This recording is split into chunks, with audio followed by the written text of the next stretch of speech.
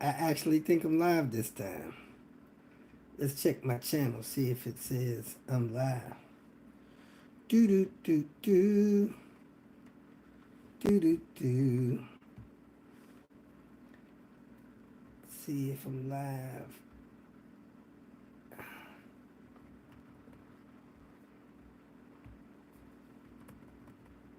Hey, it says I'm live.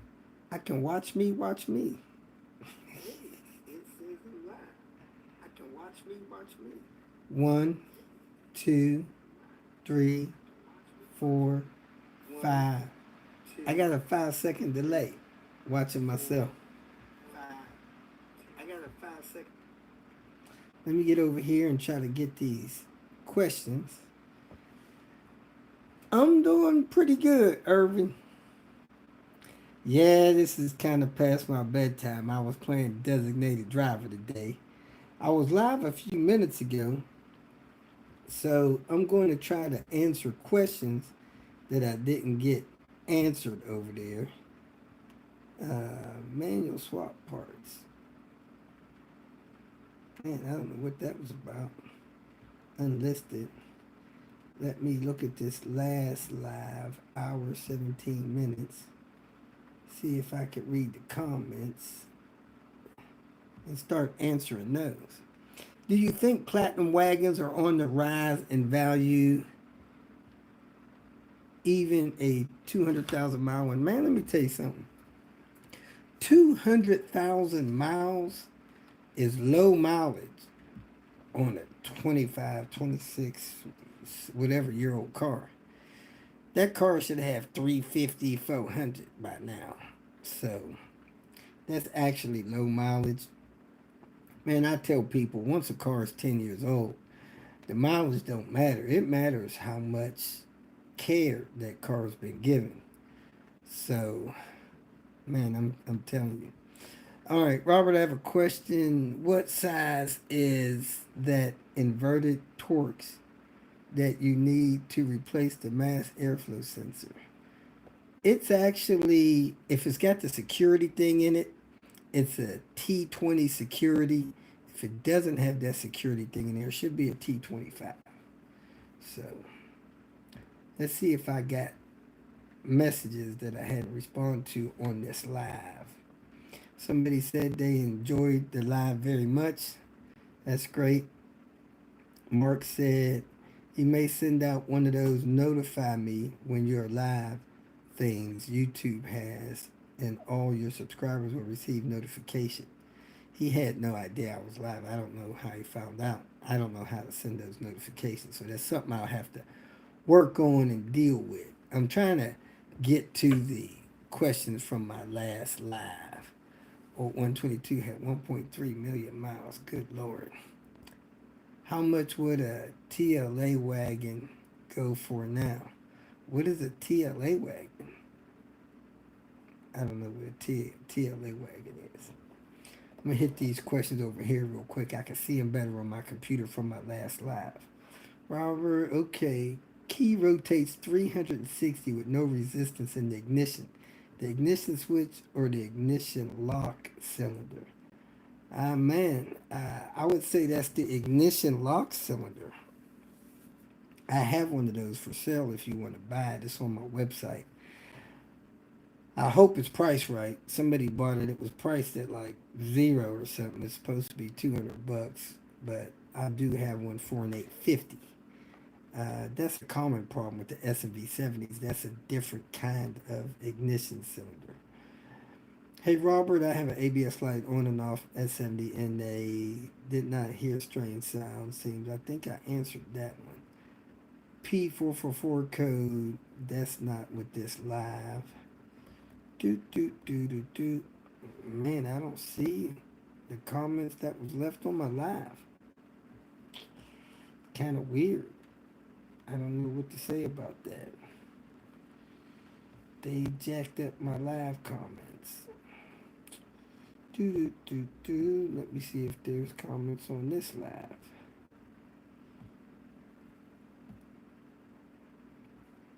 There's only one live comment. I don't know where all the comments are. Oh, let me check, see if they're held. I don't see nothing held. Man, that's weird. Let me go over to the video. Let me watch the video. I can't even watch my own video live. This is crazy. Do do do do do.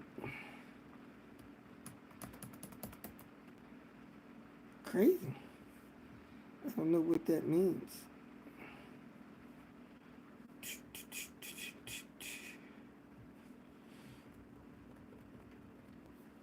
Maybe it means YouTube is doing their thing with it. It won't let me go to the video, see comments, none of that stuff. Let me try the channel. I thought I was in studio. Okay, maybe I wasn't in studio. Let me check this in studio. Looked like I was in studio.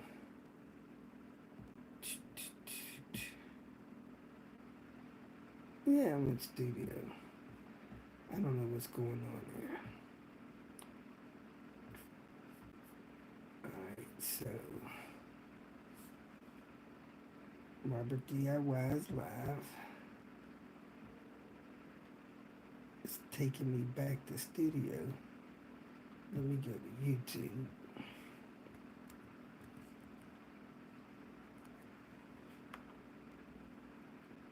Let me search Robert DIY live.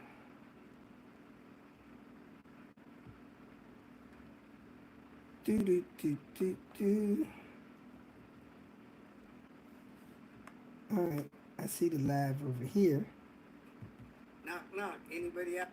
Now let me see if I can see the comments here. It's only showing me one comment on my live from the last thing. I don't understand. So let me go ahead and just work with my comments I got here. That's all I got. How are you, Robert? Up late? Yeah, I'm a little bit past my bedtime. Not bad. Hello, Philip. Hello, Christus. What do you think about? We talked about that. You just popped up again. Nice. Have a question. What size of inverted torques? I answered that. Oh, 122. How much TLA wagon go for?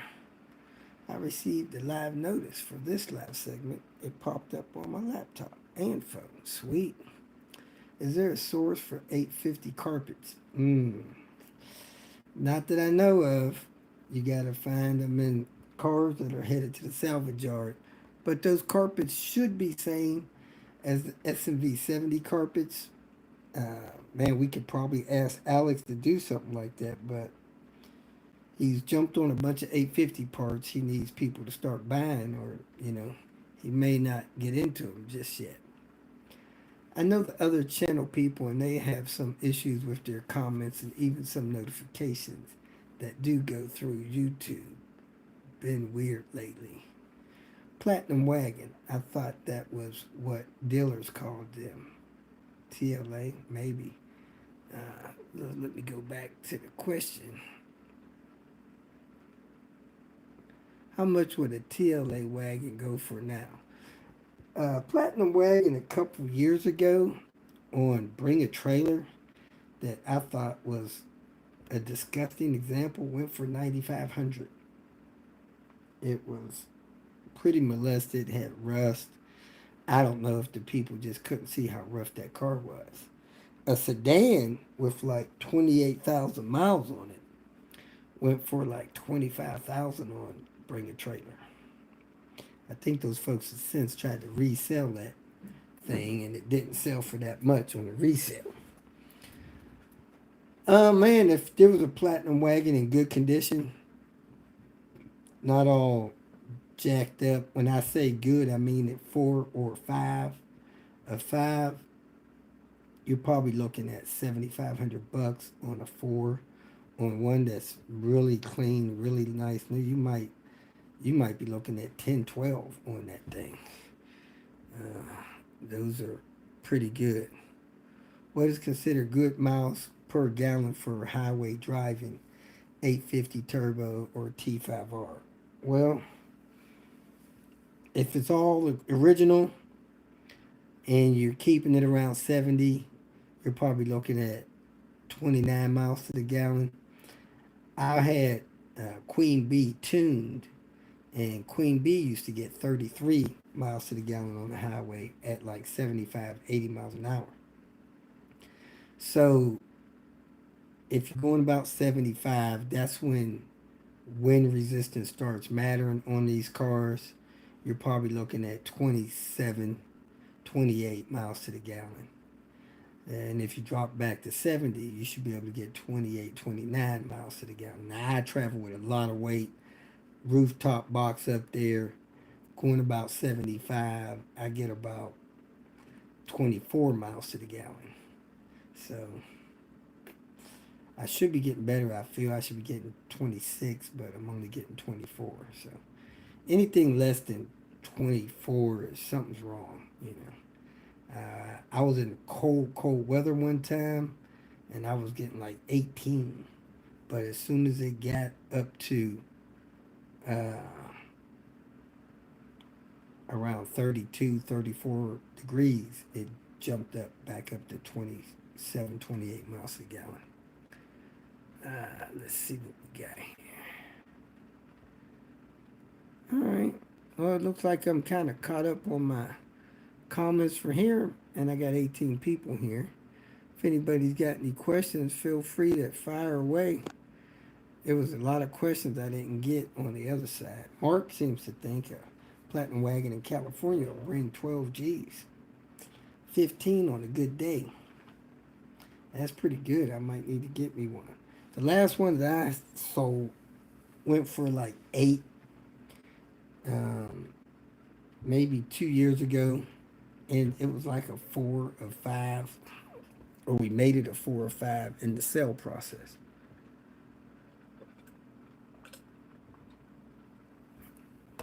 Every once in a while, have you built a car over 400 horsepower? So what were the specs? How much did it cost?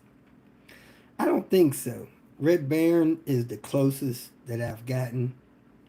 I think Red Baron may have close to three, 340, 350. Very few people have gone over 400 horsepower with these cars. Man, I don't even know if you would want to drive a car like that daily. That car, uh, you're getting up to super sports car ratings with a car 400 horsepower. That's a lot for an 850. So I don't know if I want to have one with that much power. 320 is plenty for me. Man, I couldn't hardly keep the wheels on Panther on the ground with probably 300. I don't know if Panther was getting any better than 300. But I would be like going down the highway 60, 70 miles an hour. I'd downshift to third and punch it or fourth. When I get up around 4,200, 4,500 RPM, I'd start spinning tire. It's ridiculous. That thing was pulling so strong with that turbo I got from Tony, man. That was crazy. And I think, like I said, I might have been around 300. I can't imagine what somebody would do with 400. That's a lot of stuff. There's build threads on places like Swede Speed, stuff like that tell you how to do that. I don't know if it's worth it. I don't know if the car will still be fun to drive, but hey, might be. Do do do do. Charles, hi Robert. I have a question. I have a 94 850 NA. My connector for the cam position sensor plug from the harness reads 1.65 volts. Pin 2 reads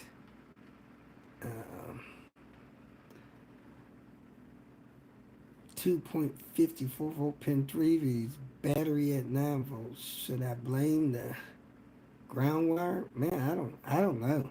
I don't know what that stuff is supposed to read. That's above my pay grade. Now, I mean, I could go dig into one of my cars and read that stuff, but I don't know what it's supposed to read with the ignition on or off or whatever you got going on there.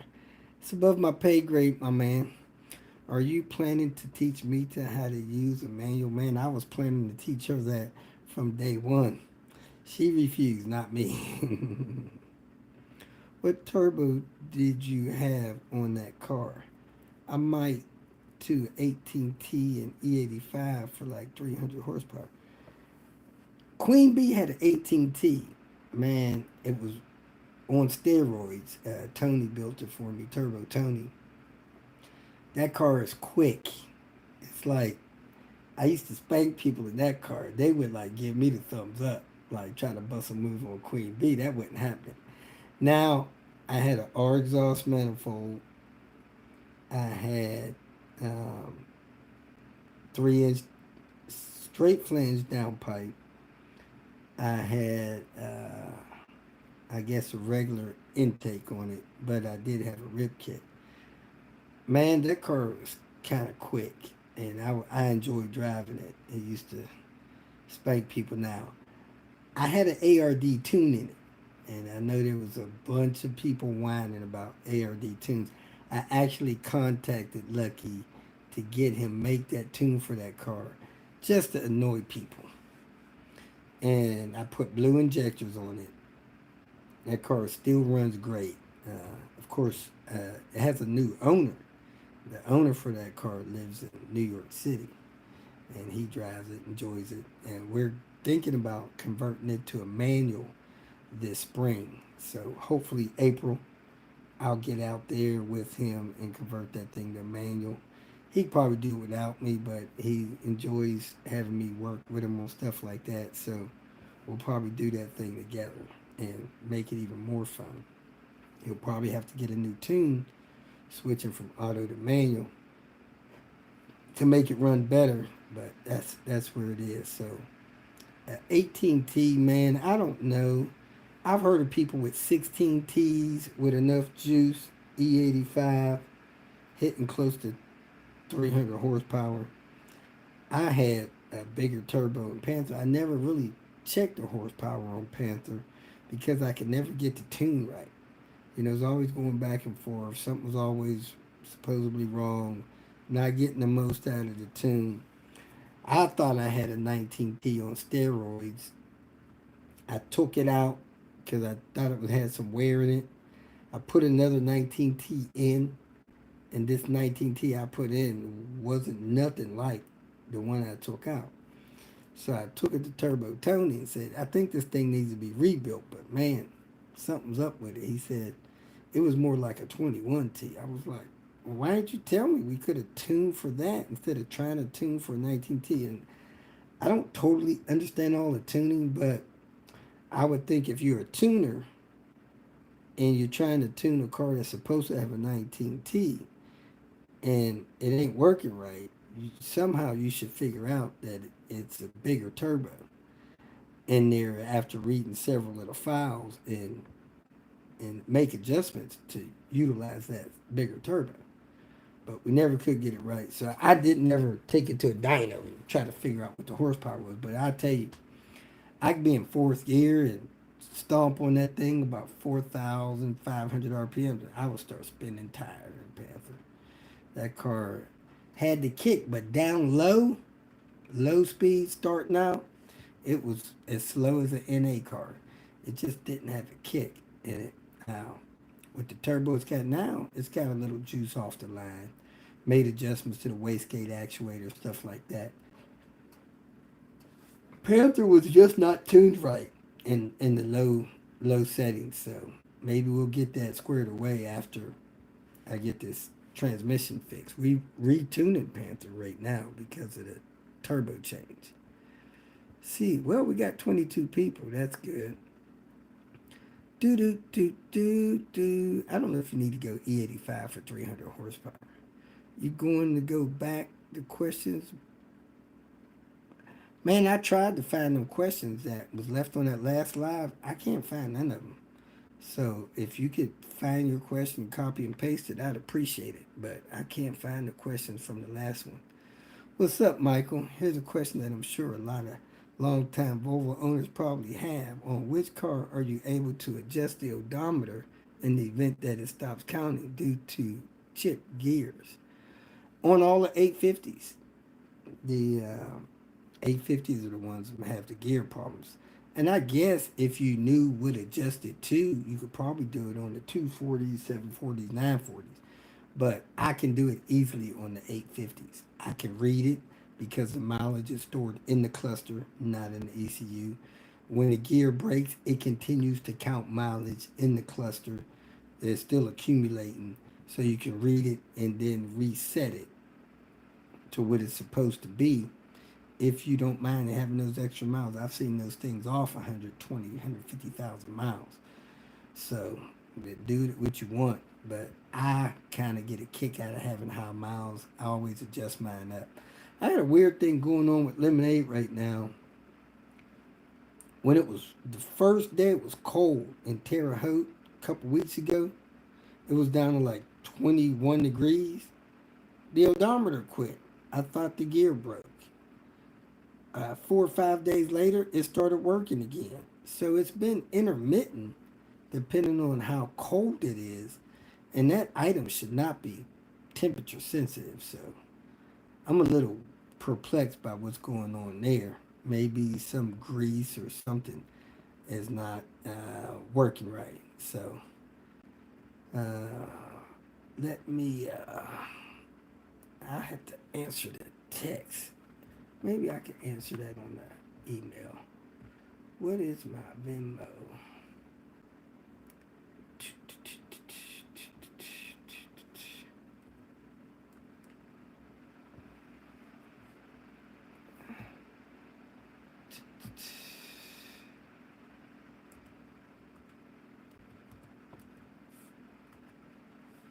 Man, I don't even know.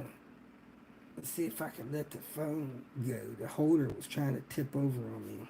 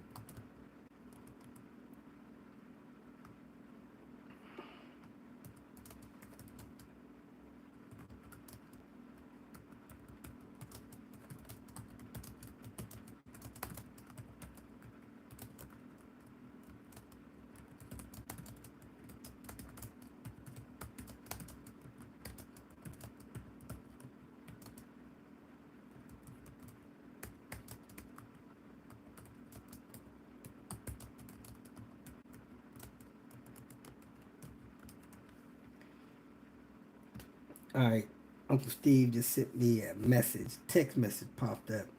I sent him an email. So, Uncle Steve, if you're watching, I sent you an email with that information. I'm pretty sure if you need me to double check, send me a message saying double check, and I'll double check because we don't want to do that wrong. Not at all. All right, let's see where we got some questions at. Do, do, do, do, do, do, do, do. Last one I seen was Michael's question about something. There it is. Adjusting the odometer. Cameron, Robert, can we talk about top dead center? Sure. Let's have that conversation. You drive a manual. You merely ride an automatic. That's right. You're almost like a passenger in that thing. When after I manual swapped Panther, I would get in Queen B and kick out for the clutch to start the car and almost curse every time, man. It was disappointing starting that automatic. And I still have a little bit of problem with running Lemonade. I stick my key in there, turn the car on, and it's just doesn't feel the same not having a manual in that car. Thomas, hello from Sweden. Thanks for joining. Current thoughts on Swedish car parts. I had a recent bad experience with them concerning a bumper cover. They didn't know how to ship it and it came damaged. Man, Swedish Car Parts sends a lot of bumpers and stuff like that out. I'm surprised they don't know how to ship it. But I'll say this: I do hear people having issues with Swedish Car Parts. I haven't had any issues with Swedish Car Parts. I've had more problems with other vendors that I don't want to get into. Some of you've heard the stories, especially about my burnt valve in Panther. Man, you know, I'm a big believer in supporting the parts places that support the brand. So I try to buy from IPD, FCP, Swedish Car Parts. I know a lot of you guys use euro. I use dealers. Uh, I, I I just feel like if we don't buy from them and they can't recoup their money for having parts and they quit supplying them, we're gonna be in big trouble. Because if I get a part from Rock Auto and it don't work right, I have nobody to go to try to get that corrected. But if I have this issue with IPD or Swedish Car Parts or FCP, I think there's hope in getting that problem remedied for the brand. It may not happen tomorrow. It may take a couple of years, but I think there's hope in that. But if we don't support them and they're supporting us, it's going to be a problem. Now, Swedish Car Parts, I know they offer a forever warranty. I've heard them call it. And I haven't had any issues. He likes me. He supports me in things I do while I'm in Chicago. But, you know, I'm not somebody that would tell you to not be treated well. If you're not treated well, take your business somewhere else. And I don't know what to tell you about your bumper cover, but and he sells a lot of bumpers and bumper covers. I don't know. Now, I myself went to FedEx with a manual transmission, shipped it to New York, packed it the way they told me to pack it. It got to New York damaged. I go to FedEx for my warranty or whatever you want to call it, insurance claim. They told me to get lost, would not honor my shipping warranty or whatever it's called, insurance. I got stuck. I lost money on shipping that transmission out there. Cost several $100s. They wouldn't cover it. I had to make that right with the person that needed the transmission. But the damaged transmission wasn't covered by the insurance that FedEx had. I don't even, I filed insurance claims, but let me tell you something, man. Unless you're ready to go to court with these people, uh, they pay what they feel like paying. I've lost stuff through the U.S. Postal Service, stuff sitting in my mailbox or not in my mailbox for a year, shows up, stuff I'm sending to other countries coming up missing. Somebody shipped me one of the T5R wooden shift knobs. Got hung up in Memphis. From what we could tell, it got hung up in Memphis. They didn't like something or something other on the shipping paperwork. We don't know where that knob is. Hopefully it's not in the trash. But one of the T5R wooden shift knobs are, as far as we know, lost. I don't have it. The person that shipped it don't have it. That's a $500 piece. It's sad.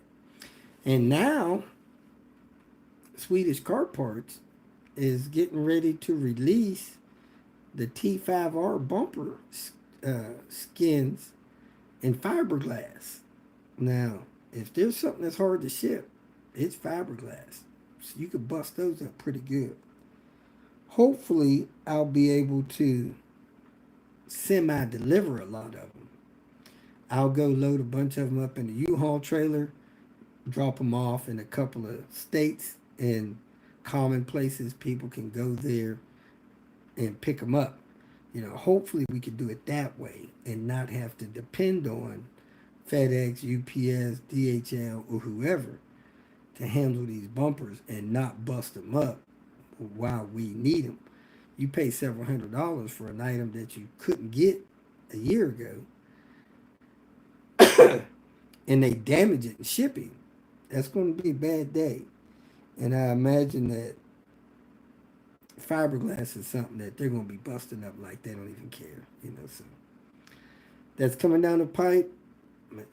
I'm sorry to hear you had a problem. Now, I've been in the shop at Swedish Car Parts when people call in to discuss an issue they have with orders. Man, the stuff that they deal with is crazy. And if you call them, well, let me say this. Most people are taught that you make a phone call, you make your demand. If your demand is not immediately met, you get aggressive. And I see it all the time. And I hear it all the time. People calling in, trying to get their warranty claims, trying to get their insurance claims, trying to get whatever. And they roll in the door with aggression. And I'm going to be honest with you, that doesn't work down there because he don't care. I don't think he cares. So if you go in there with kindness, approach that situation with kindness. Now, I'm not saying that's what you did, but I'm just saying in general. I've heard people on the phone talking crazy to them folks down there. And he doesn't like to tolerate it. He's got an employee that helps him, and sometimes one of his loved ones helping him.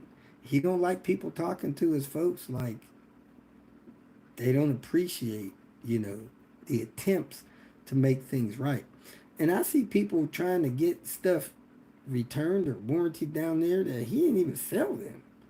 It's like they don't know where they got that from, but they're calling there and getting nasty on the phone, man. I don't care if I'm dealing with the phone company, my insurance company, or whatever. I approach them people as kind as I can. I let them know, hey, I'm at your mercy. I need your help. Like I don't have any rights. And 9 times out of 10, they help me, and they tell me during the conversation, man, I've never seen nobody call here about this and not be upset. And you don't seem to be upset. This is like a pleasure helping you through this. So I said all that to say this. If you have a problem with any of these companies, man, I say approach them with kindness and understanding and let them know, hey, I need your help. I'd like to get this made right, and maybe that'll work better for you. But I know it's not fun ordering something and it arriving damaged, and that you got to make that phone call in the first place. But you can rest assured, then the dang on shipping company's always going to blame it on the shipper. They do it to me. I have stuff that I think people steal from me. They order it, I ship it, it shows delivered, they contact me, say they didn't get it, I got to ship another one. They say don't have that. I'm looking at delivery statements on the tracking. So I just asked, what do you want me to do, man? I went out, okay, I ship another one. And if they find the other 3, maybe their dog ate them on the porch and he's pooped it out a month later and it's laying in the ground with poop on it. They don't never send it back. I'm out of it, It's like these parts I get from people at the junkyard they never pay for. So I hope that helps.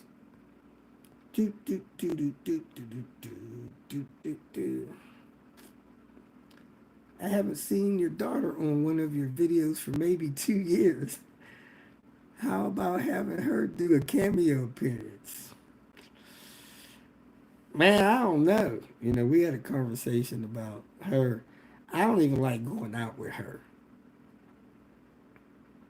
I go out with her, and guys start approaching her like I'm not even there. They get in the way of us getting in and out of stores. I had to threaten to cut a guy the other day. It's like, dude, do you not see me here? We come here to shop, not for you to be hitting on my daughter. So I don't know if we'll get into that. That might get me some subscribers.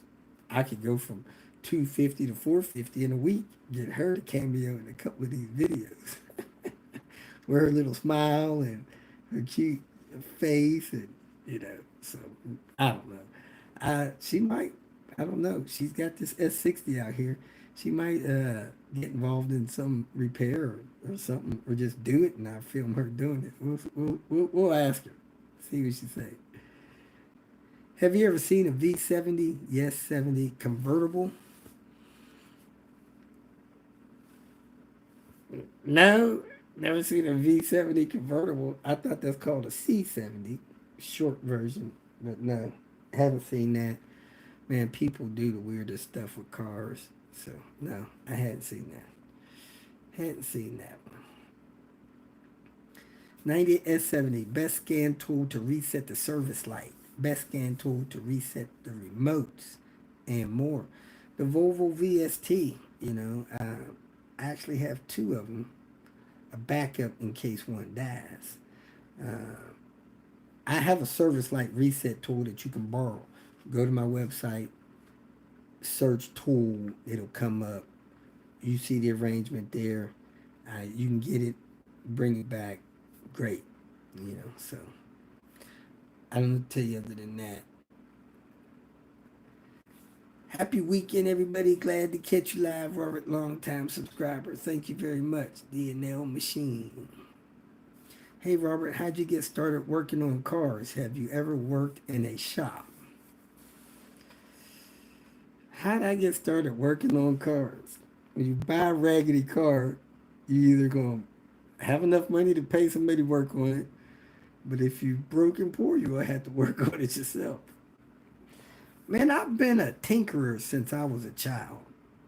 I was probably 8 years old when I started trying to fix things around the house, working on the gas furnace, trying to patch holes in sheetrock walls that one of us bad kids bashed in, working on bicycles, um, started, detailing cars, and I'm not going to get into what else I was going to say, but I bought my first Volvo in Japan, and the service place there was okay, but it was in Tokyo.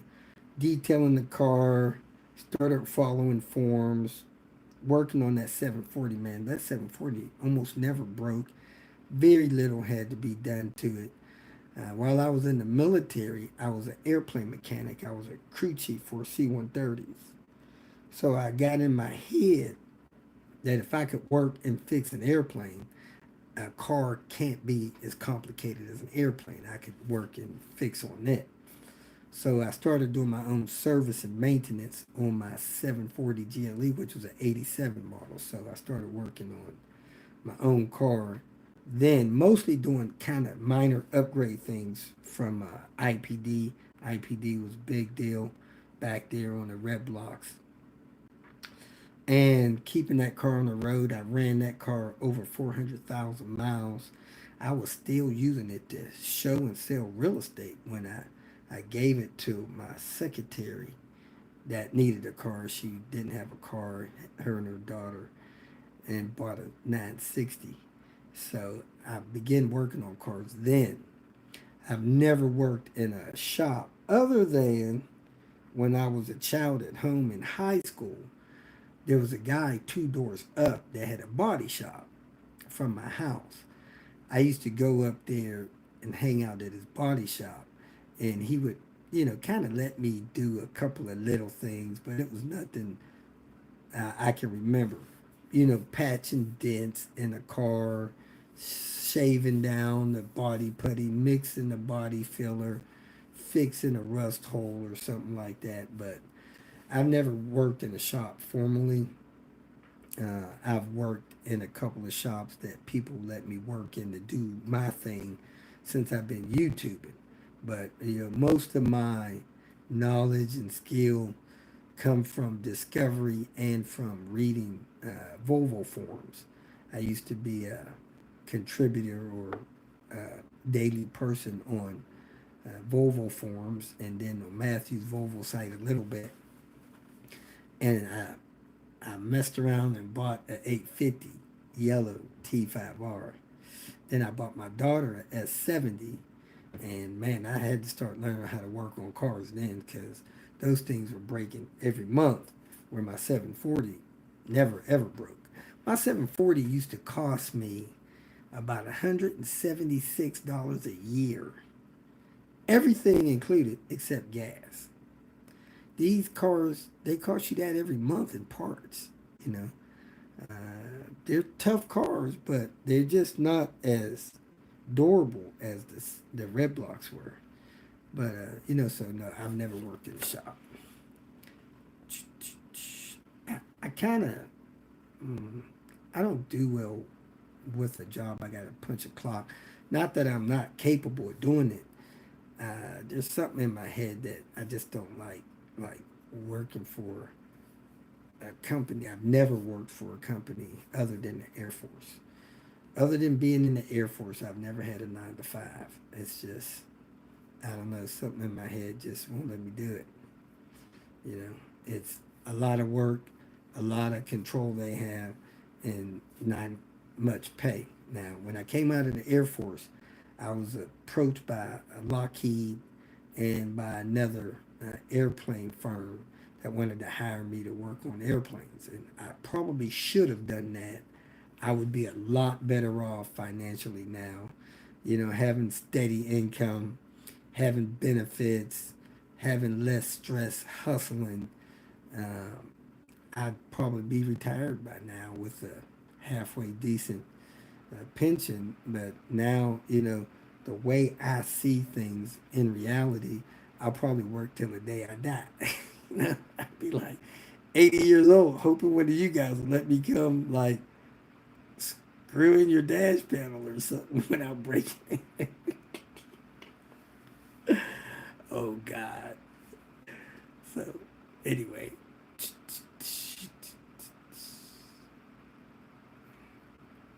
Well, let me touch this. How did I get started working on cars? I really made a decision to start fixing my own cars when a Volvo dealer in Little Rock, Arkansas did me dirty. Me and my daughter was out looking for a pet. We was going to buy a pug. I went out in the country and looked at a couple of dogs and was backing out of those folks' driveway. And I was on the edge of the driveway and the driveway collapsed. When the driveway collapsed, the car fell on the ground. Well, when we got the car off the ground, didn't take much, and I drove off, I didn't realize that the plastic fuel tank had buckled in. And when it buckled in, it pushed the fuel sending unit from on the bottom of the tank up while it was buckled. And when we released the fuel tank, it came down and the fuel sending unit stayed up.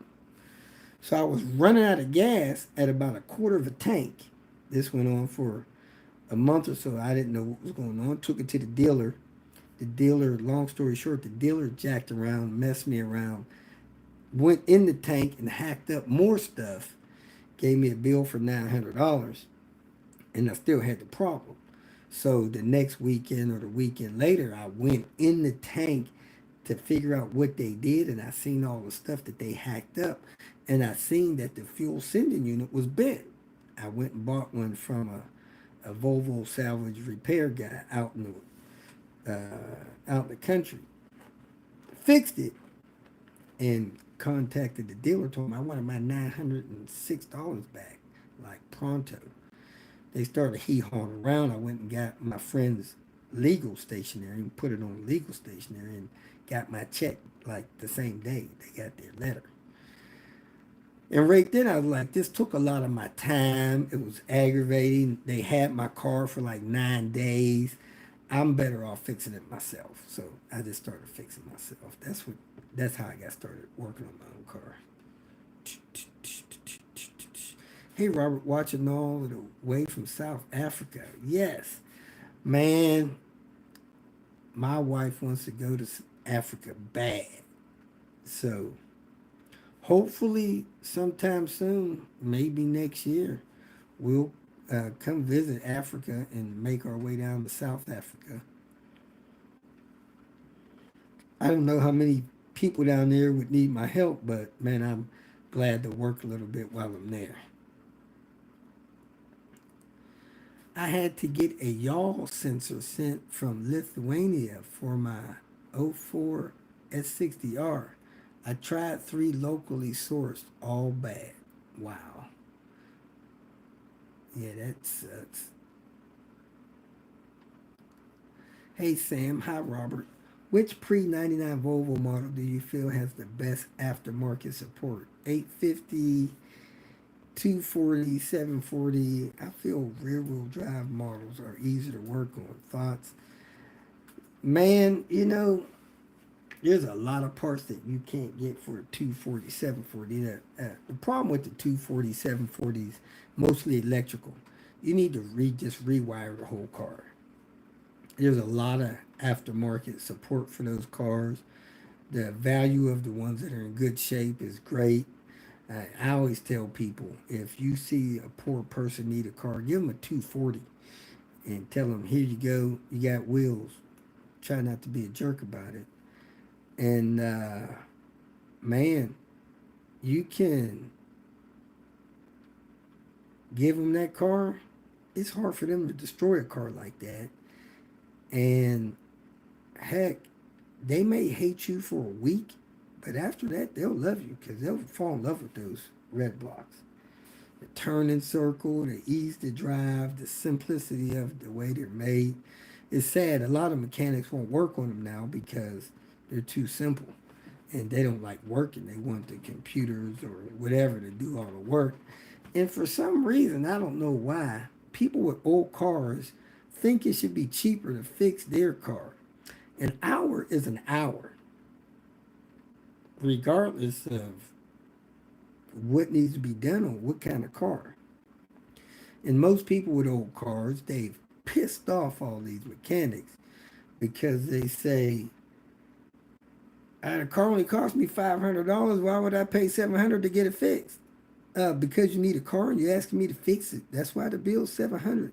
It's going to take me 4 hours, 5 hours to fix it, plus $200 for parts. That's why it's $700.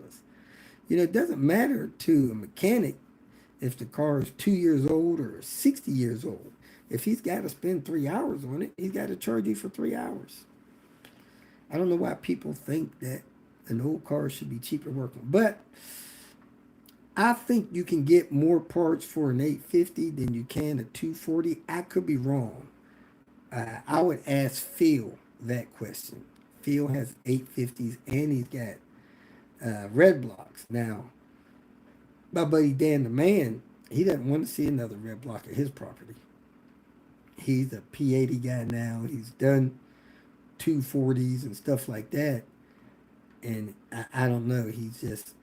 They're uh, for some different dynamic, complicated to work on.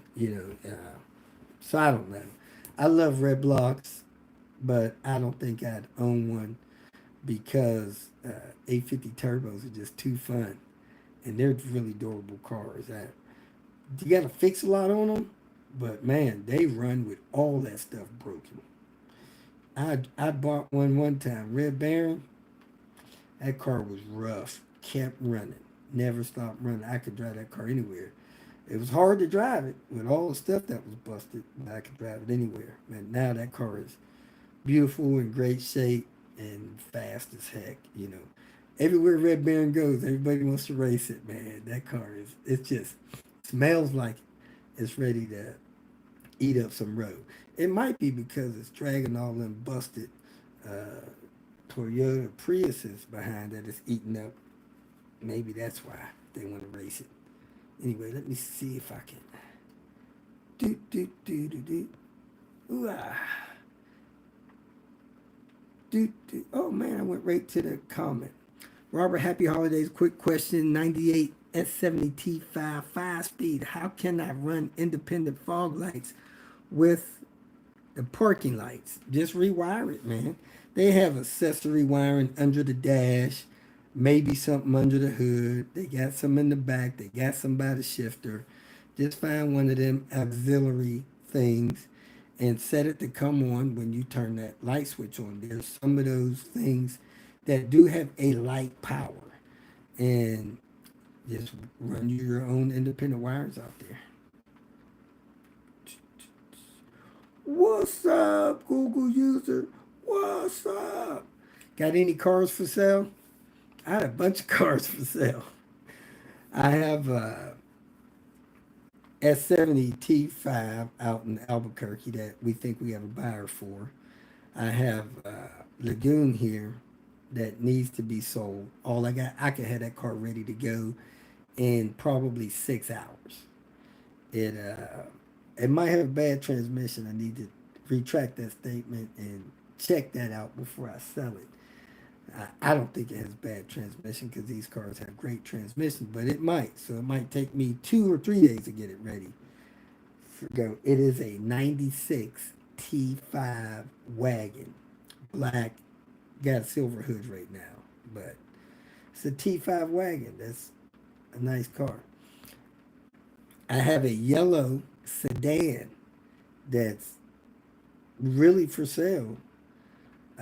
I need to put an engine and transmission in there.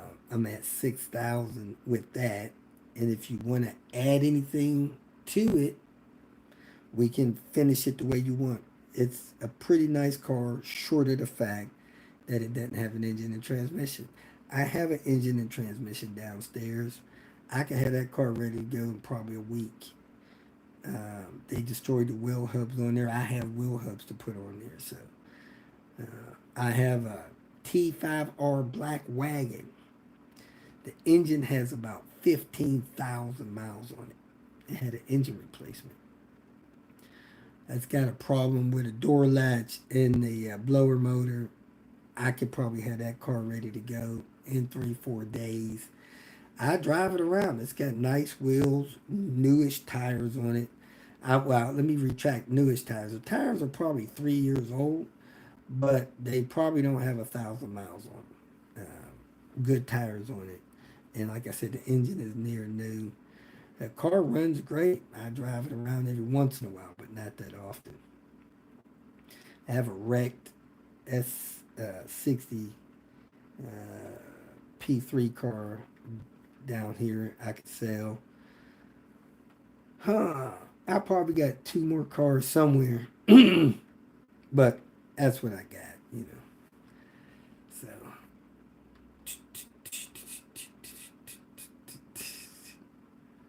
good to see you, Robert. Matty J.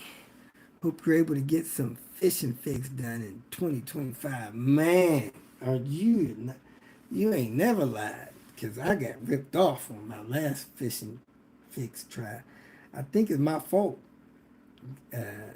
You know, I'm not complaining about it. I did get married, took on that dimension of life, and doing that interrupts things, you know. One thing about the fishing stuff, man, if you're fishing, you're not working. And if you're not working, you're not making money. If you're not making money, you can't use that money to pay bills. So I'm kind of in a pickle with that. I can't make separate trips somewhere just to go fishing with somebody. You know, some people know what it costs to travel, some don't. But it's nothing. I went to New York and back last week. It cost $900 worth of traveling junk expenses to get there and back. And I didn't even do no fishing. I just went out there to work, you know, so I wish I could, man. I really wish I could. If YouTube would do me better and I had about 400 people on my Patreon stuff, I probably could afford to take a couple of days off here and there to fish. I just don't feel it. So, man, I appreciate the well wishes for me. Yeah, I don't know why me going live has everything reversed, but yeah, I heard it's reversed.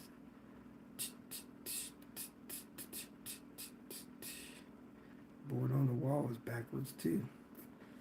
Wow, C-130, big airplane. Yeah, those were fun, man. I did enjoy working on those and traveling.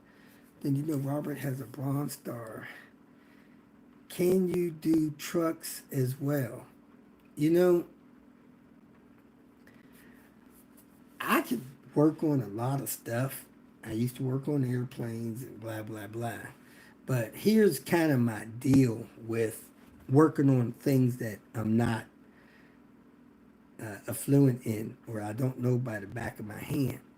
And I tell people this when they ask me to come do stuff that I hadn't done or I'm not good at. And that is, if I break something, I want to be responsible for it. You know, I go to the Maserati place and they want me to help and tinker around and work on Maseratis. I can't afford to break nothing on a Maserati. I can't afford to break nothing on a McLaren. I can't afford to scratch a McLaren. Not interested. Uh, I can work on most Volvos, have confidence that I've done it right, and leave you knowing that your car's not busted. I can't do that with trucks and Maseratis and Toyotas and stuff like that. I had a guy in California hired me to work on his 850, and then he wanted me to work on his Toyota Camry. I worked on his Camry for 2 days. Couldn't get that thing running right before I finally realized what was wrong with it. Okay, I'll just have my brother-in-law do that. He stiffed me. I worked on a car for 2 days, didn't get paid. You know, I've worked on other vehicles. Usually they got a Volvo to get me there, kind of a bait and switch type thing. So I prefer not to because I can't stand behind my work. And I travel. So if I work on your truck in Chicago and tomorrow I need to be in Little Rock, Arkansas, and I leave Chicago on my way to Little Rock, and you call me back, say, hey, something ain't working right. I think you broke this. I'm not coming back. The warranty's 38 minutes. I can't go back. I can't afford to. Then go back, start doing. I don't want that to happen to you or me. So I normally don't. But if you insist and you want to take the risk, I'm okay with that. Another thing is I have a learning curve on stuff like that. Me and Mita went to Lincoln, Nebraska, and in the video I'm trying to upload today, we're working on this BMW, this E30, 88 model, something like that. And Mita was getting frustrated with me troubleshooting. She's like, dude, we've been here 4 hours. Can you please fix something? Like, if we was on an 850, you'd have had 8 things fixed already. I haven't written anything down that's fixed. Like, get with it. It's like, whoa, whoa, whoa, whoa. Don't get frustrated with me. I'll fix things when I figure out how to fix them. It's still cheaper than him taking it to a shop. Even though I got a learning curve on this stuff, he's probably paying me almost twice as much as 850 people pay me, but he's still paying me half as much as he'd have to pay a BMW guy. So take a deep breath, give me some time. I'm figuring it out. I'll get it fixed.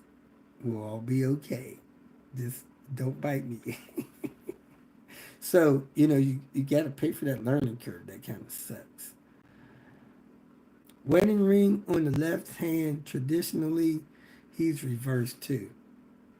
I got one on either hand, so take your pick. I don't ever like Volkswagens, not good cars. Yeah, I'm not a big Volkswagen fan. I've worked on them in the past. VW's gotten better since the turn of the century. Which century's turned? We're like 25.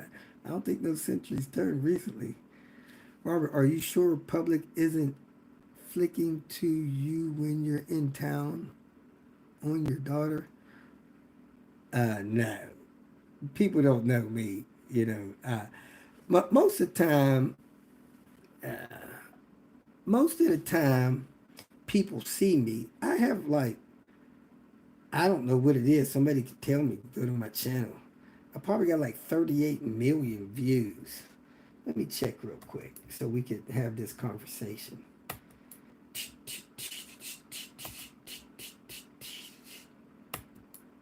All right, going to my channel, going to more. I was trying to look for my cumulative views. 65 million views. A lot of people have seen my face. But when weird people have watched me on purpose, they don't believe it's me, especially if I'm not talking. They don't hear that Southern drawl, that Pittsburgh twang, stuff like that.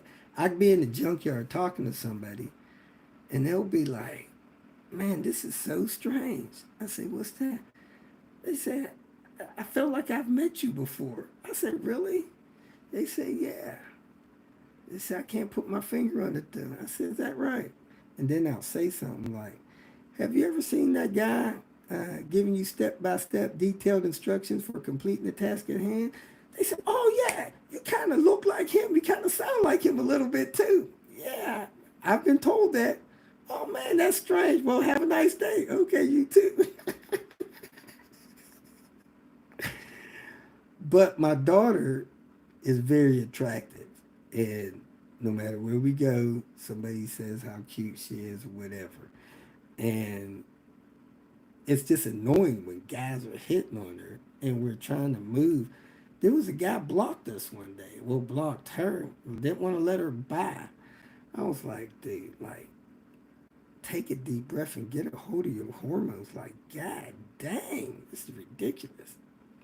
Her husband, well, her ex-husband, she's recently divorced, had a hard time with guys hitting on her. You know, you got to be real um, confident in yourself and have really high self-esteem and have your stuff together to be married to an attractive woman that is in good shape. She's pleasant to talk to. She's feminine. It drives most guys crazy, you know. So that's the deal with that. It's like people don't know me. They walk right by me, don't know me, and they've probably seen me. 65 million views on YouTube, and I got this little TikTok thing going, and people do recognize me probably once a week or so in different cities. Not so much around here. I got two or three people recognize me around here that I know of, maybe more. You know, yeah, I guess it's more around here, but it's not daily. You know, I'm not that popular, and a lot of people just don't think it's me. I was going to a church up here uh, for 2 3 months before one of the guys finally realized it was me. He was like, "Are you Robert?" I was like, "Yeah." "Oh my God, we watch you all the time, every day." And they just, I've been going there for like 2 months before he realized it was me. Him and his son and his wife. His wife wakes up in the morning, goes in the kitchen and looks at the family and say, "Hey, good morning, party people." They didn't know I was going to their church, you know. So I'm easy to overlook. People just don't think it's me. So anyway, nice try. That's not the problem. Plastic fuel tank. Yep. Most Volvos after the 70s have plastic fuel tanks. Little Rock Volvo dealership is one of the only two in the state. The other is 200 miles away in the far northwest corner. That's right, man. They had a freaking monopoly going on down there in Little Rock, and the prices were outrageous. I told those folks if they ever contacted me again, I'd sue them. I took a car down there, well serviced my 740, and they gave me a list of stuff that I needed to have done to it, most of which I had done the previous week. That's when I knew they were crooks. It offended me. And I told them if they ever contacted me again, I would sue them for harassment. Do, do, do.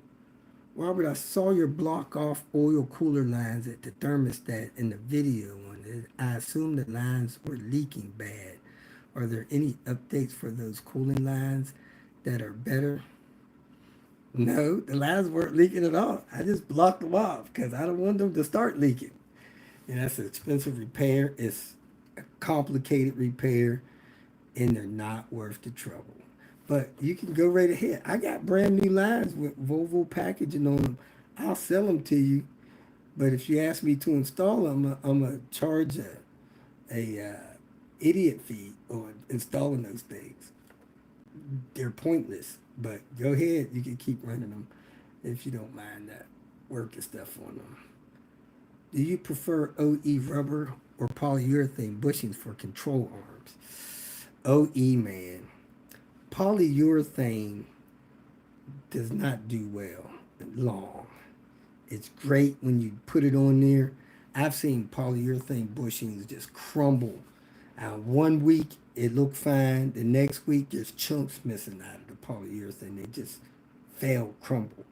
The ones in the IPD anti-sway bars, they I think shrink. My anti-sway bar, I hadn't had that thing on that car. Well, I have put about 40,000 miles on it, maybe 50. But I put those anti-sway bars on with good bushings 2 years ago. I had to replace the bushings. They were worn out, banging around. You know, I much rather have the rubber that Volvo makes. That stuff lasts 10 years, not two. So I'm a rubber fan. But I mean, and here's the thing. Let me say this about performance parts. You talk about polyurethane, you're talking about performance parts.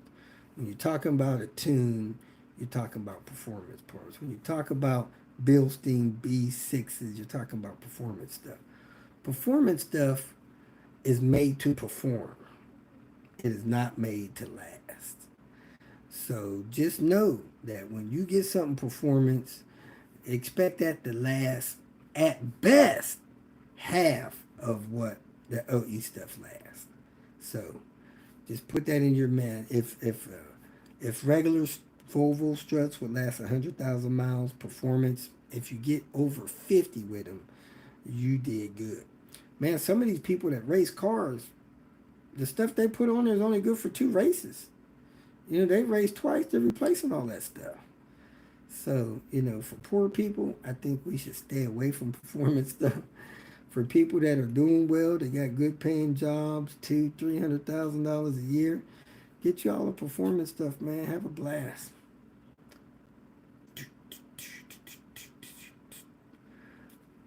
S70 heater core block blew up, and now the carpet under it completely soaked underneath. Any advice on how to dry it out and fix the issue? I mean, fix the heater core. I guess if it blew out, just replace those parts, and you'll have to remove that carpet and power wash it. Is my suggestion on getting that taken care of. That foam under there is messed up. You probably have to cut it out, find some somewhere else out of another vehicle that hadn't had that mishap, put that in. I don't know what to tell you, but I would take the carpet out and power wash it. I'm a native Chicagoan. Logan Square, Mount Prospect, transplanted to Little Rock area. I live on a nice lake. Let me know when you're in the neighborhood. I'm supposed to be in the neighborhood next week. I think you sent me a text message about your S60R or something. Cool, man. Thanks for contacting me. I'll try to remember to get in touch with you. I still got a lot of Little Rock ties. I got an S40 and oil seeping out of the sprocket. When the timing belt goes around, I need help, man, but I'm in Southern Cal. I'll be there probably the end of January. You know, I don't know if you can wait that long. Other than that, you can look at the video. That video shows me tearing the head apart. Those cams are easy to deal with. I would just lock up the back and bust loose the front and deal with the leak. People do know you. They don't act like it. Uh-oh, catching up. Will you be attending Volvo and Davis 2025? Man, I hope so. But as with uh, life, I'd rather be fishing than running around chasing car shows. Uh, I do need to attend more car shows. I wish I could finish Lemonade and run the circuit on all the car shows. But man, it's just expensive, you know. I would like to see, man, if I had more support, you know, on Patreon or something like that, it wouldn't be so bad. The check that I get from Patreon couldn't have got me around for a week, you know. It wouldn't have made it to New York and back. It's it's it's minor, you know. The YouTube thing is half what it was 3 years ago. You know, I got more videos out, better content, more subscribers, and half to pay. You know, it's just not there. That's why I kicked my daily videos to the side and made them weekly. It's not worth the hours and time I was putting into it. It's just too expensive. So if I could afford it, I'd do it. I really would. I just don't know if I can afford it. The last thing I want is oil to get on the belt and wet, make it slip right off. Even worse, jump timing. Doesn't happen often. A lot of people have cam seal leaks, but yeah, that is a concern, especially with the 840s. Superstar, woo! I predict Volvo will go out of business within 10 years or less with their EV nonsense. Man, what I'm kind of hoping and I'm probably dreaming is that when I'm too old to change a wheel hub and it's too painful to do any of that stuff and it takes me more than 12 seconds to get off the ground, which seems like it's coming sooner than later, I hope Volvo will hire me to be a service advisor or something, or send me around the car shows and brag about their new EV cars. They'll have to give me one, but man, somebody talked them into it. Nobody's been successful talking them into talking to me yet. I have not gotten any phone calls from Volvo with any job offers. Just saying. And it ain't like they ain't got the money. I seen them charge a lady $275. Actually, the lady paid about $550 one day for them to show her how to start her car because she forgot how to start the car. It was a new car. She didn't know how to start, didn't know how to get out of gear. They sent a tow truck out there to her house, towed it to the dealer.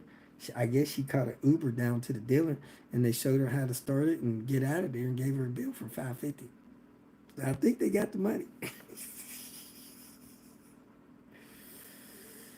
Mm-mm-mm. How difficult is it to grab an ABS pump off of 96? When you say pump, I assume you mean the whole thing with all the brake lines going into it. It's not difficult. It's a little hard to reach a couple things. You're probably looking at, oh, excuse me. You're probably looking at an hour if you've never done it before. I've taken them off and shipped them to people before. It's not a big deal. I'm at the end of my comments. Nobody else got a comment? I think Volvo will be okay with their gas and diesel divisions. I don't think Volvo's going anywhere. Volvo has a lot of cutting edge technology that they still do. They got beautiful vehicles that people are buying them. I think they'll be okay, especially with these autonomous vehicles. And Volvo has so much going on in the trucking industry right now. They got enough money to spread around. Now, I know the trucking industry stuff probably doesn't affect the automobile industry stuff, but I think they'll be okay. A lot of people buying that new stuff. I think these live shows are a winner. If you did one every week, people would probably start watching them regularly. You know, uh, man, a lot of people do lives, and I know they have this super chat option on there, and I don't know what's going on you guys' side. I'm not watching the live. I was, but let me switch over to that live. Let me switch over to that live. I got 22 people, 17 thumbs up. Man, that's freaking awesome. I appreciate that. I know some of these people when they go live, they can do a super chat thing where they send donations and stuff. I don't know or see that being active on mine.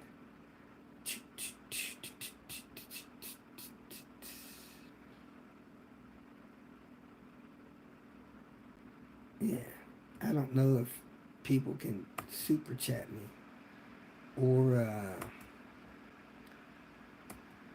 send me donations or anything like that. I need to figure out how to do that stuff, which takes time, a learning curve, and get that set up. So if somebody wants to send me a tip while they're on here on the live, they can. One thing I wish uh, YouTube would do is put like a tip button on videos, especially my instructional videos. If somebody is doing a timing belt job on a P2, that's about a $1,600 job. They buy their parts for $300-400, probably $300, and they're able to do this job by watching my video. And there's a button that pops up and says tip the creator, and they can click on that, and with just a couple of clicks send me $5 or $10. Man, now that could be lucrative. But only thing I've seen available is join. They want you committed to paying monthly tabs on somebody's channel and stuff like that. And it's just, nobody wants to be getting siphoned every month if they just went on there to watch a video on how to do their timing belt. But man, if somebody saved $1,300 on the job because the video showed them how to do it, man, a lot of those people be glad to send 10-20 bucks. I have a tutorial online somewhere. I don't know where it is. A secretary I had working for me when I was in real estate, she had a Grand Prix with a heads-up display. Used to show the speedometer and everything on the windshield. And when that thing went bad, she asked me to look at it. I did, and I fixed it. I wrote a tutorial for it and posted it online, or she posted it online somewhere, and told people, hey, if you use this, send this guy a tip for showing you this tutorial so you can fix your car. And I would randomly get like 20 bucks. The average was about 20 bucks because that was like a $600 repair with Pontiac. And they fixed it for free with watching my videos in about an hour and a half, 2 hours. It was a free fix I made for it. And that was nice, randomly getting 20 bucks here and there. She did it, posted it up because I didn't charge her for fixing the thing. And she just thought, man, you saved me 600 bucks. I'd like to try to help you guys or whatever. Don't worry about it. You know, some of this stuff I really don't have time to pay attention to. I get people sending me messages on 22 different apps and stuff like that. If I chased all those messages and stuff, man, I'd be able to help people. But at the same time, I wouldn't have time to brush my teeth. I got 5 cars sitting down here need fixed. Panther needs fixed. S60 needs fixed. Lagoon needs fixed. I need to do some fine tuning on Pepper, which is ready to be sold. PR needs fixed. And I don't have time to chase all these messages and do that. So I deal with the direct messages. Mita has been starting to help me with messages while we travel. So if I'm driving 5 hours from here to Chicago, she's digging through these other social media outlets, reading the messages, replying to them with me or for me, and helping in that way. I wish she knew how to deal with some of this other stuff or had the capacity to, but right now she does a lot. And I don't know, I'm considering starting to maybe put in some kind of pay structure for the stuff she does. She does a lot. lately, when she goes with me, I'm able to get stuff done a lot quicker because she's handing me parts and handing me tools that I don't have to look for. So I'll be under a car and ask her to hand me something. She handed to me. So I'm able to do a 3 hour job in 2 hours. That's saving somebody $50. Uh, I'm thinking about charging that hour that it would have took me without her help and giving that money to her. She can use it for whatever she wants, help her family, stuff like that. She recently lost her dad. Her mom's not working. She's mature, older than me, and it'd be a shame for her to have to go into the workforce at her age. But life doesn't stop because somebody passed away. It just gets harder. You know, I'm here to tell you, it just gets harder. So I have been giving tips to her. So when people pay me, and some people pay me tips because I'll be in Chicago and there's this real graceful couple there. Lady's name start with an M. She's got a husband. I'll go do work on their 850 while I'm there. Doesn't take me long. I'll do a job, charge $200. She knows that she would have paid $800 somewhere else. She'll tip me $200. So she's into the job for 400. Would have cost her somewhere else maybe 800. And I've been passing those tips on to Mita lately, and maybe we'll just make some adjustments when I know that she's saving me time. Like she helps me do headliners. She probably should be getting $25 an hour on that job. It won't raise the cost of the job that much, but man, $25, once a day or twice a day, that adds up where it can help her financially and her family, and. So I may be revisiting some of this fee structure, but I mean, most of my people are 50 cents on a dollar for good work. I'm doing stuff that is better quality than they're usually getting at half the cost. So I don't think it's a bad thing if they can afford it. And I still do things for people that can't afford it. And I'm not hounding them for money or even asking for money for that case now. I do have uh, I don't know what to call it, but it's a multi-vehicle fee. It's a policy. If you have multi vehicles, pay for the repairs. If you're somebody, you got one vehicle, that's your life. You're retired, barely making it. I go to work on your car. You ain't got it. We got to do something you ain't prepared for. I'll do it, and take it out of Patreon money or something like that to cover it, and we'll move on. Life is great. Not gonna worry about stuff like that. But if you got 3 or 4 vehicles and I come work on a vehicle, I give you the bill. Please just pay it. Pay it as soon as you can. I need it. I'm out of pocket. I went out to one state. I was out of pocket $900, and their tab was something like $1,900. So I was getting paid $1,000 for the work I did for a few days, and I was out of pocket 900. They took like a week and a half to pay me, and I'm like, man, I come out there, I'm working 50 cents on a dollar on average. Some stuff cheaper than that, and I'm out of pocket $900, and you take 10 days to pay me. It's like, dang, that's not fun. And then you got some people that just stiff you all together, and I don't whine and cry about that on my channel. I just take my lumps and move on, and believe that those people will get their rewards. Life will treat them accordingly. So that's kind of how I believe and deal with that. Let me get a couple more questions, and it's 1 a.m. here. I know you folks in California are like, great, it's 10 o'clock. No, it's not 10 o'clock here.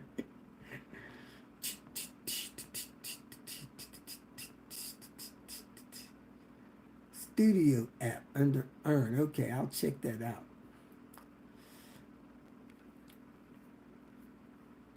All right. Oh man, I got more comments here than I thought. Then front end loaders. Weesh. I think these lives just all right. Let me start here. I drove a front end loader at a soil cement plant back in the day. We had Caterpillar and Volvos. Everyone preferred the Volvos. Nice. I have seen some videos on 850T5 with some oil, not so much in the intercooler when the upper rubber hose was removed, and also oil from rubber hoses that goes to the turbo. What about, mm,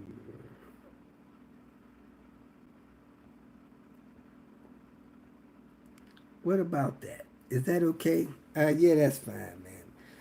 The PCV system is designed to circulate the stuff in these turbos. So when the car's running, hot oil saturated air is circulated through the PCV system. The turbo on the turbo cars and the intake pipe on the non-turbo cars has vacuum on it that pulls that hot oil saturated air into the engine, and the PCV system circulates that around. If the car's turbo, that PCV hose is right in front of the turbo inlet, so it sucks in that oil saturated air and saturates the whole turbo piping system with that horrible uh, oil saturated air. That's why some people put a catch can on to stop that oil from going into the turbo system. Now, Volvo put a small hole on the bottom of the intercooler, hoping that the intercooler would collect that. It would drain down the intercooler and leak out of that hole while you're driving. So there's a small hole down there. I've seen those holes plugged for some reason. Oh, people, oh, it's a boost leak. It's a boost leak the size of a grain of rice, man. It's there to drain off this oil saturation oil so that it doesn't build up into the intercooler and flood the intercooler out. That would be worse. So it's the design of the system. There's really nothing you could do about it other than install a catch can to clean that up. But I don't think it does any harm. So let's see if I can see where I'm at on my laptop. Okay, I can see here where questions are. Volvo difficult ABS pump. I think Volvo will be okay in their gas and diesel. And people start regular need, drove front end loader. I have seen T5 rubberized remove oil, yeah. Now, let me say this about this oil stuff. I've seen lately people with performance intercoolers in their car. They don't have a weep hole in the bottom of that intercooler. And when I disconnect the lower turbo pipe from the intercooler, man, I'm getting like 4 to 6 ounces of liquid come out of there. And that kind of concerns me. So people probably need to get that situation under control. Put some kind of drain under there that they can open up and close. Drill a weep hole in there or something, because that's not good. The size of the hole in the bottom of the Volvo intercooler, the size of a grain of rice, pretty much, is not a big enough boost leak to matter. If your turbo can't outperform that boost leak, you need a new turbo. So I wouldn't worry about that small boost leak. Here we go. Volvo also makes some huge marine engines with pistons. Yeah, Volvo's got some money going on in other areas. Marine and aircraft is fascinating, marvelous fleet engineering. I think you can enable super chat and super thanks in YouTube Studio app. Maybe I'll do that especially if I may get more into some of these lives. So,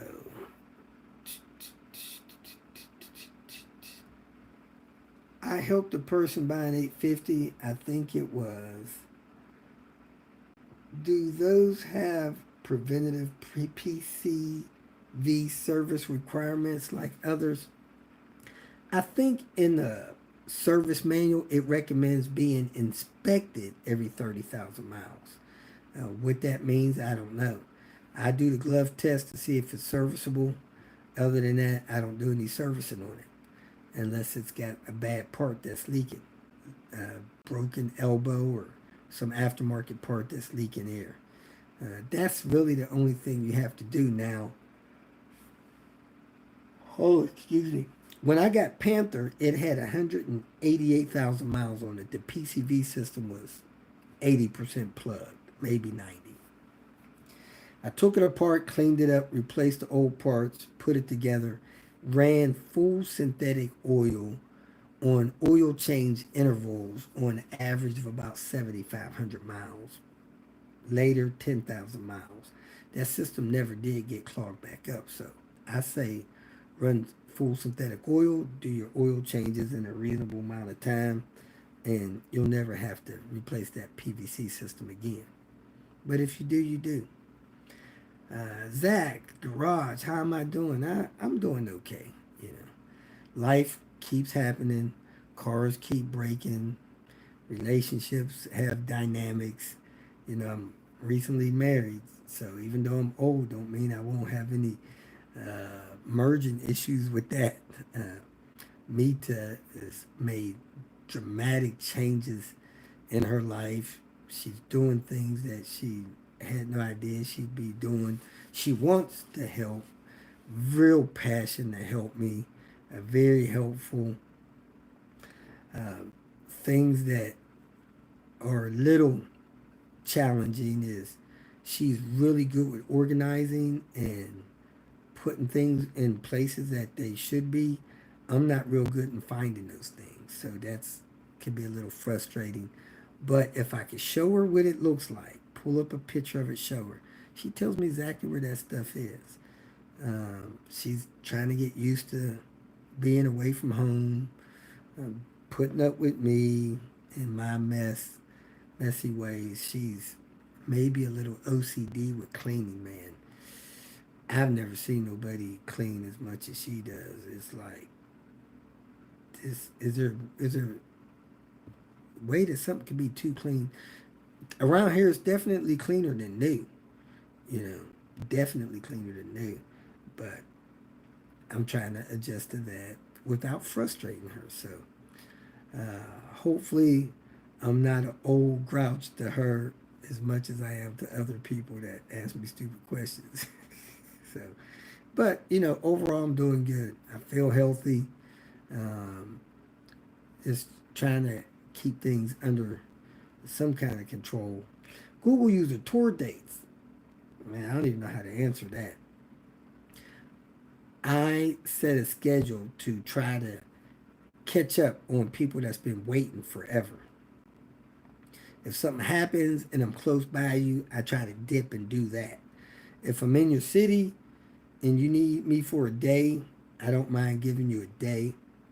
I don't want to give you a week when I had somebody waiting for me for 2 years, like the guy in Lincoln, Nebraska. I went out there, worked on his BMW, ran into a couple snags, turned into a parts hostage.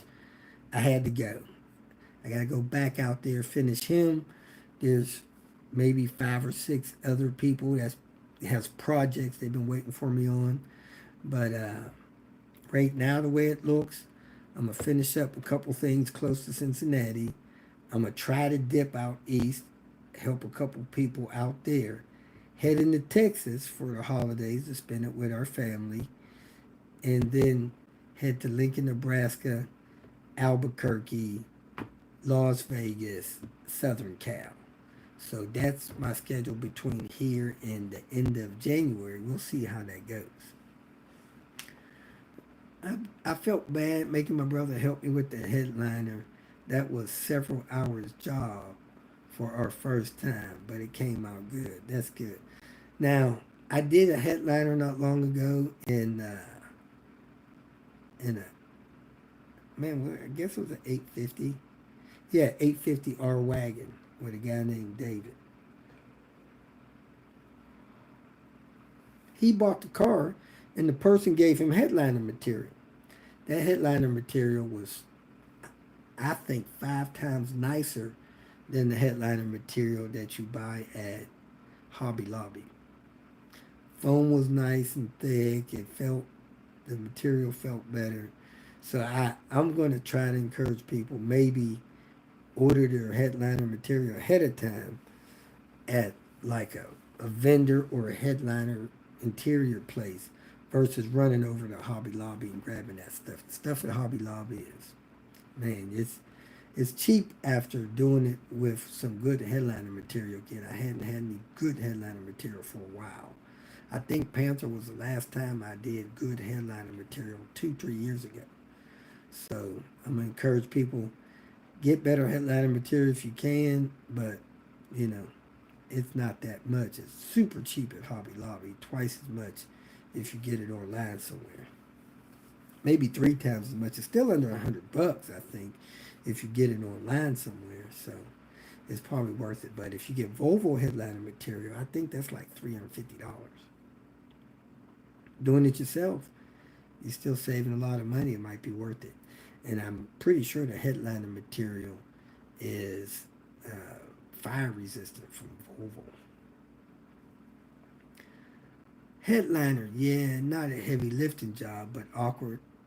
And sure, it does help having another person. I don't know if I could do a Volvo headliner by myself because there's so many crevices in there that you got to reach, and you got to have somebody hold that material while you try to tuck those crevices in those headliner material, in those headliner panels. I hope I'm not talking too low that you guys are not hearing me. I feel like I'm mumbling. I'm getting a little bit tired of being way past my bedtime. So let me see if I can get through some more of these. Please don't post no more questions. Well, let me say this.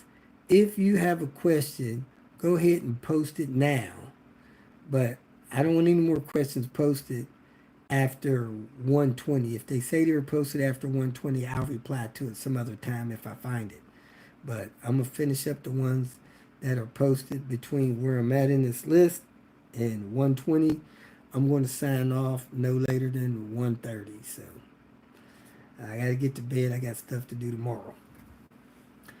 Do. Karma is carnivorous. Yes, it is. You should get service call money up front without question. Man, there's people that do that. You know, I started most of this stuff in doing helper tours. I left my home in Albuquerque with about, I don't know, $250 in my pocket. People sending donations so I can go on the road and help people as I went through their community, fix their cars. I don't have a problem with asking people for it, right? But I just don't require it, you know. If somebody burns me, they don't have to worry about seeing me again. It's their loss.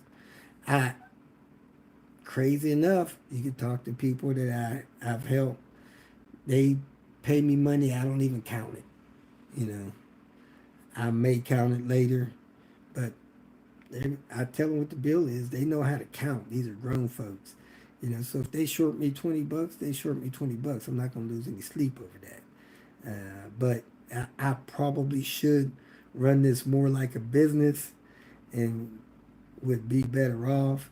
But man, if I started doing it like that, I'd probably go full tilt, end up cutting most of my customers out because a lot of people can't afford to pay me what I'm worth. You know, when you got a specialist traveling around, man, that's a whole nother ball game of expenses. It's more than dealer costs. There's dealers that pay specialists like me to take care of stuff that they can't fix, and they're paying these folks $3.50 an hour. So we don't even want to get into that. So I hope that I get support in other ways. I maybe need to set up a join button.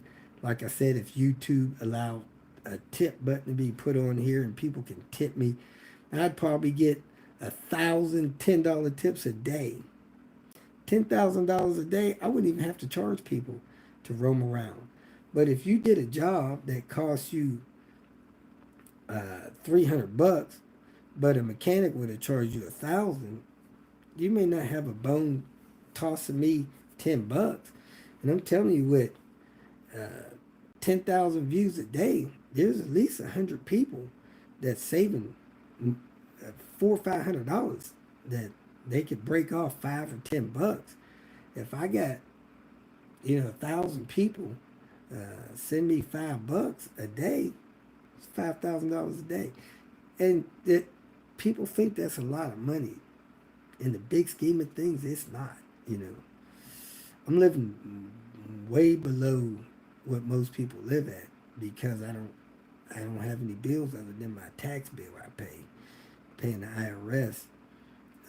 But man, I wouldn't have to charge people to show up at all if they had that option on there and people did it. I know that I use people's videos occasionally. I used the guy's video to do some work on a Land Rover not long ago, and man, we sent that guy $50. He was like, "Wow, what is this?" I was like, "Man, you saved us probably 2 G's with the videos you posted about doing this job." And I'm sorry to hear that other people are not tipping you for the vast, in-depth information that you gave here. But with the money that we saved over here, we appreciate it. This is how we show our appreciation. Sent the guy $50. And to us, it was nothing for the help that we got. So, and there's a couple of creators that I watch, I enjoy for my relaxation or whatever. And when I can, I send them $10, maybe 3-4 times a year, this one or that one. And, I know that helps them. So we just got to help each other. Yeah, I could get service call money up front, but, I don't do it. Maybe I should. I'm guilty. All right, Mark said, your thoughts on Robert DIY key rings? You and Mita, man, y'all got the ideas. Mita wants to get more, I guess, gear or trinkets, ink pens, whatever, to let people know, hey, man, I'm upside down in these stickers, Mark. I got these stickers. I think I showed you guys the stickers. These stickers cost money. I went and bought them for people to support me with, hey, getting a sticker, putting it on your toolbox or whatever. I got a bunch of them. I'm upside down in stickers, And that happens with people in business. They'll buy keychains and ink pens. I was in real estate. And real estate is the king of blowing that kind of money. You spend $300-400 on ink pens and key rings. And most marketing stuff is designed to keep your face out there, get you more business. Fortunate for me, the YouTube channel and the people out here with broken, busted Volvos, they don't really need me to market to them. The videos that they watch every day is marketing enough. So, man, if you guys want key rings, I'd love to get them for you, but I don't want to have to pay for them, Common Sense Garage, man, for what it's worth, your videos really helped me when I fixed up a 96 850 for my son to drive through high school until he overheated it and the head warped. Thanks for being a Volvo angel, man. You're welcome. That's the thing, man. A lot of people put their kids in these cars, and they're great cars to do that with. You got to keep oil in them, and you got to keep cooling in them. and don't play coolant roulette. What's the highest mileage you've seen on a P1 Volvo or any Volvo in general? Man, I got a buddy's got a 240 with like 1.3 million miles. There's a guy running a 850 around with 1.4 million miles. I haven't seen much on a P1. Man, I don't even know if I've seen any P1s over 300,000. P1s are newer cars, of course. I've run over 400,000 on cars. Panther has 545 maybe on it right now. I replaced the engine recently because I didn't want to rebuild the engine. The rings were worn out, extended oil changes, and just being old, those cars getting old. So, yeah, I don't know about the P1s, man. My daughter has a P1. Maybe we'll find out. I actually got some really nice suede headliner fabric on Amazon. I had to lay it out for a day to get the wrinkles out from shipping. Yeah, that's kind of sucks about shipping with these headliners. Even transporting them, we had a custom box made so that we can transport headliner material and not get it all damaged. Mita was like, oh, she didn't like that. She unrolled some headliner material, seen some wrinkles in there. She don't play that, man. She wants that stuff perfect. She gets on them people at the store for trying to wrinkle it up, and she makes sure that we don't wrinkle it up. We got a custom box made that we put headliner material in to transport it around.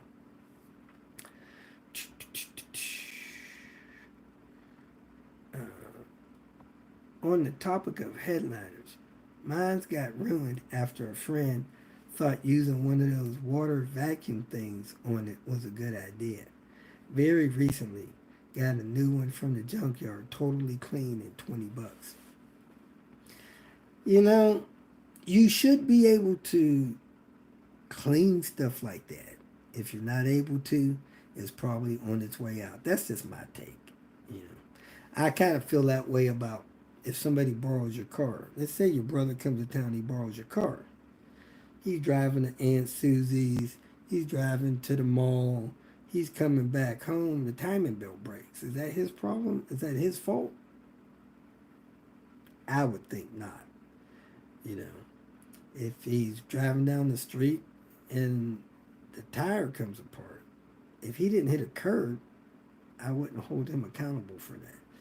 He's driving down the street and the thing overheats. He's been driving it for 2 hours. Why is that his fault? But, stuff like that happens. People try to help and help goes awry. But a lot of times that stuff is on its last leg. Meets is learning how to navigate around an old car. Her vehicle's new. It's a 2023. And my vehicles are old. She can't bang my vehicles around like she can hers. So she's learning that it's a delicate old vehicle. Please don't bang it up. Go Steelers. Suede is nice. I'm going to put some of that kind of fake suede in lemonade.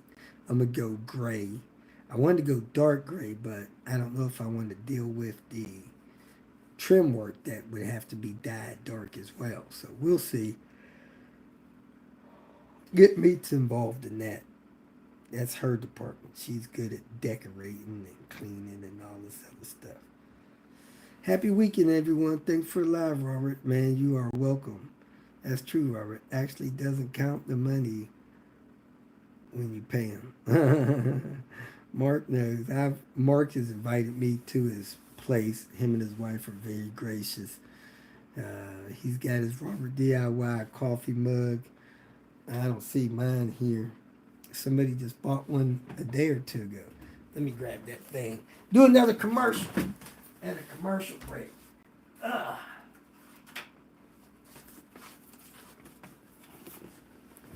Special ordered these cups. Had these cups made. Man, I don't even know how to open this box without tearing this wrapper apart.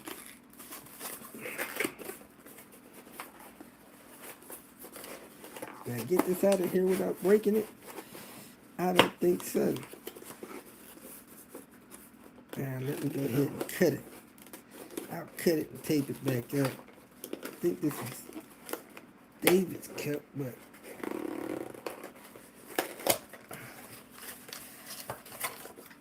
look at that. Whoop, whoop. Cups on the website. It's just some coffee. Nice cups. We initially started these with vinyl, and these here are not vinyl. It's like in the ceramic. So that's a lifetime design. It's not a lifetime cup. I'm sure we could break the cup, and I'm not giving no warranty on it. You get a 38-minute warranty just like the rest of my services. But I kind of like these, and maybe we'll figure out some more stuff to do in the future just to have fun. Make it a fun thing. All right, well, I'm going to call it a night. If I see some more questions later on, I'll go ahead and reply to them. And I appreciate you all coming in on the live. Maybe we'll make it a thing every Saturday night, do a live for a couple of hours, answer questions, personal questions, car questions, whatever. I got a lot of stories, man. I could tell stories forever. Maybe we'll have a story time day once a month or something like that. We'll have 3 of these a month and a story time day once a month. Where I just tell a couple stories. You guys might enjoy that. That's what we do when we get together and hang out. When I go visit somebody and I hang out with them, that's what we do, man. We sit there and talk about things, tell car stories, and enjoy life, enjoy each other's company. So, hey, I appreciate everybody tuning in. I'm glad I was able to make it back. And you all have a good night, a safe weekend. Maybe I'll get that video uploaded tomorrow. You guys can have something to watch. So, y'all have a good night. Thanks for tuning in.